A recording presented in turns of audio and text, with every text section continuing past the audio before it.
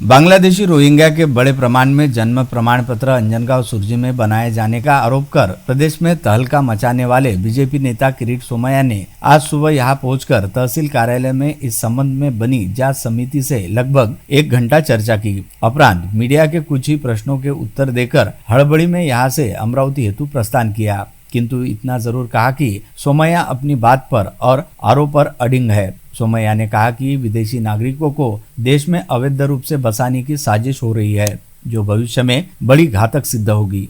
हा जो जन्माचा दाखला देण्यासंबंधी जो कायदा आला त्यात तहसीलदारांना अधिकार देण्यात आले ते नोव्हेंबर 2023 मध्ये देण्यात आले। त्यानंतर लोकसभा निवडणूक, विधानसभा निवडणूक म्हणून फार काय झालं नव्हतं।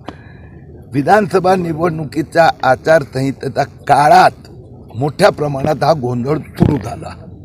जुलै ऑगस्ट नंतर सुरू झाला आणि लगेचच डिसेंबरमध्ये मी हे उघडकीस आणल्यानंतर मुख्यमंत्री देवेंद्र फडणवीस यांनी स्वतः मालेगावसाठी SIT बनवली आणि बाकी सगळ्या ठिकाणी पण आता चौकशी सुरू झाली आहे। सर, राज्यात जर हा प्रकार असेल तर देशात ही एक मोठं नेक्सस असू हे शकतं। अगदी महत्त्वाचा मुद्दा तुम्ही विचारला आहे। निश्चितपणे केंद्राचा गृह खात्यांना पण मी माहिती दिली आहे। एक 5-10 शहराची म्हणजे तालुक्याची एकदा त्याचा तिथला अहवाल आला की मग त्याचा सारांश महाराष्ट्र सरकार केंद्रालाही कळवणार, दुसरा राज्यांनी, कारण की हा कायदा तहसीलदारांना अधिकार देण्यात हे 2024 पासूनच ॲक्च्युअल इम्प्लिमेंटेशन सुरू झालेलं आहे। तर योग्य वेळी अपन त्याच्यावर नियंत्रण आणू शकू। उनकी जांच समिति के साथ चर्चा गोपनीय रखी गई। बंद द्वार चर्चा में तहसीलदार पुष्पा सोलंके, पालिका मुख्याधिकारी दादाराव डोहालकर और पंचायत समिति गट विकास अधिकारी श्रीनिवास खताले प्रमुखता से उपस्थित रहने की जानकारी अमरावती मंडल संवाददाता ने दी है। उसी प्रकार पूर्व नगराध्यक्ष कलमकांत लाडोडे, डॉक्टर विलास कविटकर, विक्रम पाठक, एडवोकेट पद्माकर सांगोले, मनीष मेन, दिलीप भोपले और बीजेपी पदाधिकारी भी सोमैया के साथ उपस्थित थे।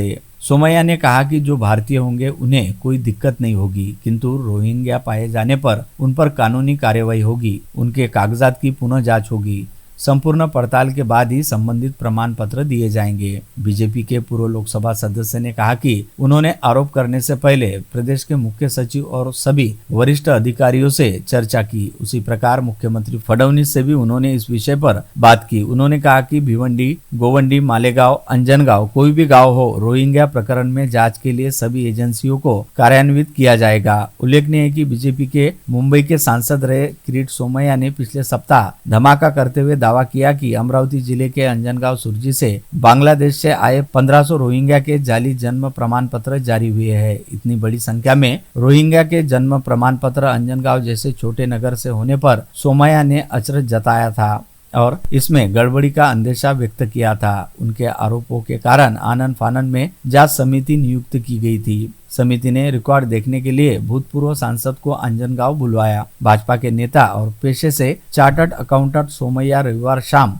अमरावती पहुंच गए। उसी प्रकार आज सवेरे 10:30 बजे नियत समय पर जांच समिति के सामने पेश हुए।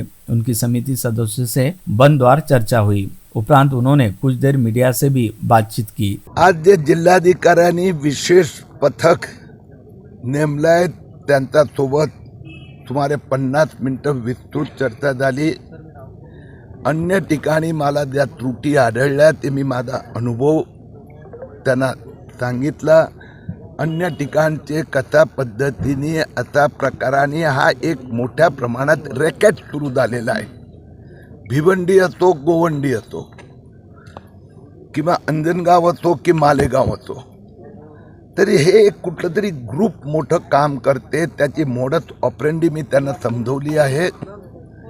ते याचा तपास 2 भागात करणार आहेत। एक जे काय 569 की काय जे जन्म प्रमाणपत्र देण्यात आले त्याची ते फेर तपासणी करणार आणि तशाच पद्धतीने जे नवीन आलेल्या अर्ज ते चेक करणार। मला विश्वास आहे की मोठ्या प्रमाणात बोगस आलेले त्यात काही डाऊटच नाही आहे, शंकाच नाही आहे। पण जे हिते भारतीय, हिते ज्यांचा जन्म झालेला आहे आणि चुकून, कारण की कुणाचं जन्म प्रमाणपत्र 60 वर्ष 70 वर्ष 50 वर्ष 4 वर्ष राहूच शकत नाही, तो जगणार कसं? तर कुणाचं राहिलं असेल आणि दिलं असेल काही हरकत नाही. तर बाहेरची लोक बांगलादेशी रोहिंग्या आले आहेत, त्यांना परत द्यावं लागलं. तुम्ही जेव्हा तक्रार केली तेव्हा 1100 लोक आहेत असं सांगितलं होतं. मात्र तेव्हा त्याचवेळी तहसीलदारांनी असंही म्हटलं होतं की ही तक्रार आहे, या तक्रारीमध्ये कोणते तथ्य नाही आणि जी 1100 लोक आहेत ते इथलेच आहे. पण आता तुम्ही जेव्हा भेट घेतली तेव्हा नेमकं काय तुम्ही त्या तक्रारीमध्ये सांगितलं होतं? आता त्या दिवशी पहिल्या दिवशी त्या दिवशी जी चर्चा झाली त्या ताईंना लक्षात नसेल. जिल्हाधिकारीपासून महसूल मंत्री, मुख्यमंत्री सगळ्यांचे गृह सचिव चर्चा झाल्यानंतर हे माझं विधान होतं. आणि बाकी ठिकाणी कशा प्रकाराने फसवणूक केली जाते, तर यांना आता पूर्ण सगळी तपास यंत्रणा यांच्या समर्थनात उभी राहणार. तर रेशनिंग कार्डचा पुरावा दिला, पण ते रेशनिंग कार्ड खरंच आहे की नाही, फोटोकॉपी, तर ती तपास करण्याची यांच्याकडे व्यवस्था नाही. तर आता सगळ्या तपास संस्था आहेत ते या समितीला मदत करणार आणि ते डॉक्युमेंट ऑथेंटिक आहे की नाही ते एक. त्यानंतर त्याचा जन्म खरंच झाला होता का, मग त्याचा आईचा, वडिलांचा, भावाचा, बहिणीचा, हे सगळं चेक केलं जाणार. तहसील प्रांगण में प्रश्नों की बौछार शुरू होते ही माइक बाजू कर वे निकल गए। सोमैया ने आरोप किया था कि बांग्लादेशी रोहिंग्या को बनावटी जन्म प्रमाण पत्र देने का रैकेट संपूर्ण राज्य में सक्रिय है। उसमें भी भिवंडी, गोवंडी, मालेगांव और अमरावती के अंजनगांव का नाम उन्होंने लिया था। उनका आरोप है कि विधानसभा चुनाव की आचार संहिता में प्राप्त अधिकारों का दुरुपयोग कर तहसीलदारों ने 60 साल के व्यक्ति को भी प्रमाण पत्र जारी कर दिया। अंजनगांव सुरजी में बड़े दिनों बाद किसी शख्सियत के लिए इतना बड़ा सुरक्षा बंदोबस्त किया गया था। नागरिकों की भीड़ तहसील कार्यालय पर उमड़ पड़ी थी, जिन्हें रोके रखने थानेदार प्रकाश अहिरे और अन्य अधिकारियों को मशक्कत करनी पड़ी। भारी बंदोबस्त के कारण भी सोमैया का दौरा चर्चा का विषय बना रहा।